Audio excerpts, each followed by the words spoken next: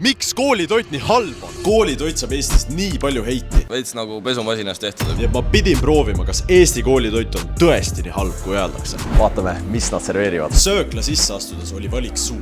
Mitmeid sorte salateid, 2 erinevat kartulivalikut. Mina võtan kindlasti kartulipudru. Ja ahjuliha. Isegi taimetoidu valik oli olemas. Aga enne, kui ma istusin maha, et toitu proovida, tahtsin ma teada, mis õpilased oma koolitoidust arvavad. Tervist ära. Mida sina arvad oma koolitoidust? Mul ausalt oli selle midagi halba öelda. Enamasti on okei, hea, aga tahaks rohkem võtta seda. Ei taha väga ära meile anda selle liha palju. Päris hea enamus ajast, vahepeal on meid maitsetu. Nii et sina sööd iga päev koolis? Iga päev võib-olla vahepeal isegi 2 korda, aga ärge öelge. Ma olin õpilaste vastustest väga üllatunud, sest tuli välja, et neile enamjaolt meeldis koolitoit. Nüüd ma olin väga elevil, et ise ka proovida. Minu arust see näeb täiega ahvatlev välja.